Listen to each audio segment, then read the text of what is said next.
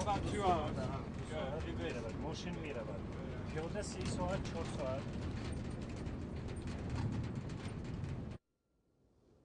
The mountain lies right in the heart of ancient Sogdia.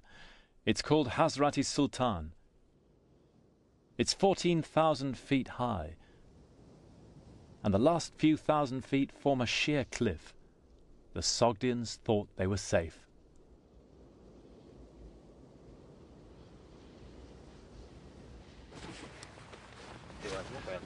Alexander was about to give up attempting to seize the Sogdian rock, but one of the ambassadors who came down from the Sogdians irritated him so much, Arrian says, that he had to go on and seize it in pursuit of glory. The ambassador simply said, in response to Alexander's demand for them to surrender, "Just find soldiers who can fly. Nobody else is going to be of any concern to us."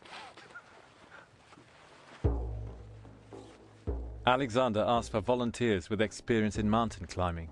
300 men came forward, herdsmen from the Macedonian uplands. They took ropes, made pitons from iron tent pegs. The climb was difficult enough for our local guides, but Alexander's men did it at night, on the back face where they wouldn't be seen.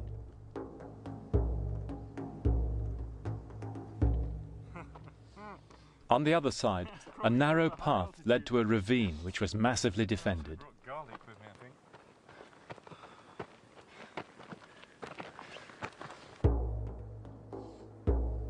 32 of Alexander's climbers died on the rock.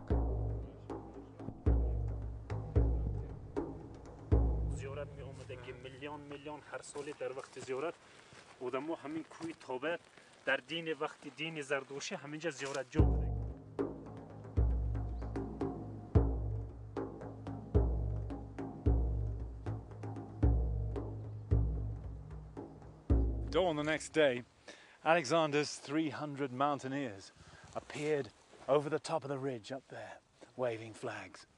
The barbarians, said Arrian, were absolutely staggered.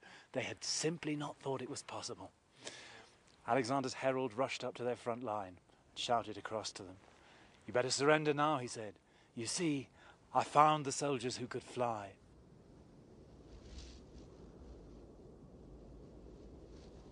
The rebels gave up there and then.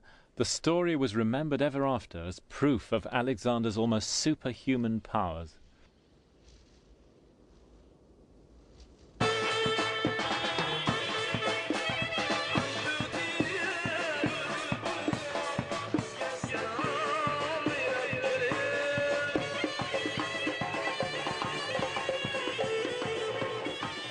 But now comes the most amazing twist in the tale.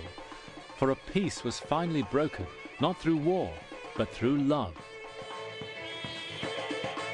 At least, that was how the Greeks told it.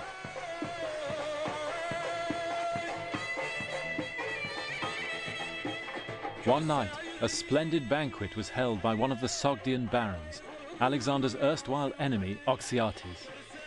It was a feast of typical barbarian splendor, the Greeks said. I imagine not unlike the great Uzbek wedding feasts you see today.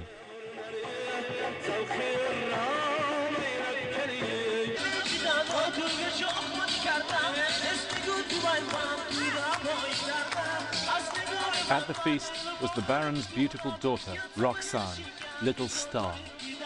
She'd been captured on the Sogdian rock, and now with her girlfriends she danced before the king. When Alexander set eyes on her, Arrian says, it was love at first sight. With the same impulsiveness which had killed Clitus, Alexander proposed to Roxanne. With his sword he cut the bread, as they still do to mark an engagement in Uzbek land. He was 29, she at a guess in her mid-teens.